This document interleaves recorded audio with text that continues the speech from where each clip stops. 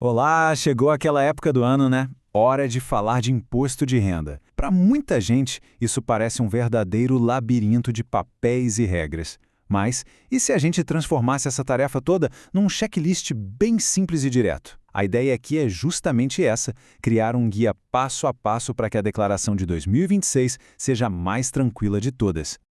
Ok, vamos lá. A pergunta que todo mundo se faz é sempre essa: por onde eu começo? Dá até uma paralisia, né? Mas olha, a resposta é bem mais simples do que parece. A jornada toda começa com a organização dos documentos mais básicos. Vamos montar essa estrutura juntos, um passo de cada vez.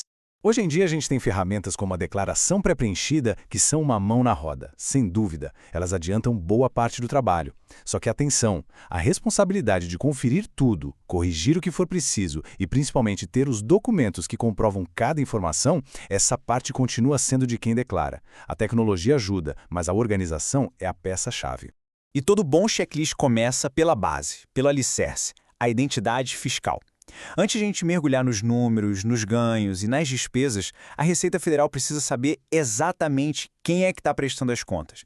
Pense nisso como a fundação de todo o processo. Vamos ver quais são esses tijolos iniciais. E essa fundação é bem simples de construir, olha só. O CPF do titular, claro, e também o CPF de todos os dependentes, sem exceção, hein? Um comprovante de endereço que seja recente e, lógico, os dados da conta bancária para receber a restituição caso tenha direito. Juntar isso aqui já é o primeiro passo. E um bem fácil, hein? Para a gente pegar no tranco. Com a identidade já resolvida, a gente chega no coração da declaração: comprovar os ganhos. É aqui que vamos detalhar todas as fontes de renda do ano que passou e é onde a organização realmente mostra o seu valor. O interessante aqui é que isso funciona como um mapa. Para cada tipo de renda, existe um documento específico. Se a grana vem de salário, é o informe de rendimentos da empresa. Se for MEI, é aquele relatório do gov.br. Para investimentos, os informes dos bancos e corretoras. Cada fonte tem seu papelzinho correspondente. Ter essa clareza já evita uma baita dor de cabeça lá na frente. A declaração não é só sobre o que se ganha. Ela é tipo uma fotografia completa da vida financeira. E isso inclui tanto o que se tem, os bens, quanto o que se deve. Vamos entender como equilibrar essa balança. E olha só que legal como isso aqui ilustra bem essa dualidade. De um lado, os bens, imóveis, carros, participação em empresas, tudo isso precisa ser declarado com um documento certo. Do outro lado, as dívidas, empréstimos, financiamentos, que também entram na conta. No fim das contas, é o balanço patrimonial pessoal do ano que passou. Agora vamos para uma parte bem estratégica da declaração, uma que pode fazer toda a diferença no resultado final: as despesas que ajudam. São aqueles gastos específicos que, se estiverem bem documentados, podem legalmente diminuir o imposto a pagar ou até aumentar a restituição. O grande segredo aqui é um só: guardar cada comprovante. Despesas com educação, com saúde, com planos e até com alguns serviços profissionais podem ser abatidas. Mas, vale lembrar, para a Receita Federal, uma despesa sem recibo ou nota fiscal é uma despesa que não existiu. Simples assim. Por isso, a organização desses papéis é crucial. Certo, com todos os documentos separados, vem a grande questão: mas será que todo mundo precisa mesmo entregar a declaração? E a resposta é não. Existem critérios bem específicos definidos pela Receita.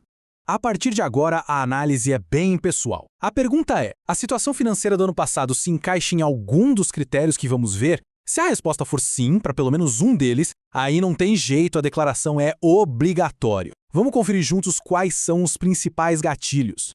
O primeiro e mais comum de todos é este aqui: ter recebido mais de R$ 30.639,90 em rendimentos tributáveis durante o ano. O que entra aqui? Salários, aposentadorias, aluguéis, basicamente a maior parte das fontes de renda que a gente conhece.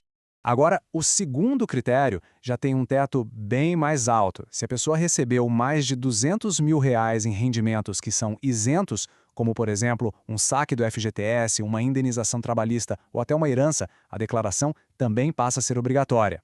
E muita atenção a este número. Aqui a gente não está falando de renda, mas de patrimônio.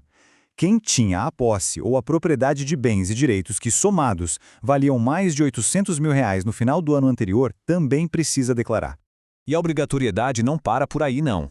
Existem situações bem específicas, como ter receita de atividade rural, fazer operações na bolsa de valores. ter lucro na venda de um imóvel ou possuir bens no exterior. Tudo isso também pode obrigar a pessoa a declarar, mesmo que ela não se encaixe nos outros critérios de valor. Tá, e o que acontece se alguém que era obrigado a declarar simplesmente não o faz? A regra é bem clara. Caso o contribuinte não entregue a declaração mesmo sem estar isento, há pagamento de multa. Para você ter uma ideia, no ano passado o valor mínimo dessa multa foi de R$ 165,74. É um bom incentivo para manter tudo em dia, né? E pronto, completamos o nosso checklist. Passamos pela identidade, pelos ganhos, bens, despesas e pelas regras do jogo. A declaração do imposto de renda pode parecer um bicho de 7 cabeças, mas com um pingo de organização, ela se torna só mais um processo. A pergunta agora não é mais por onde começar, e sim, quando é que a organização começa? O caminho está traçado.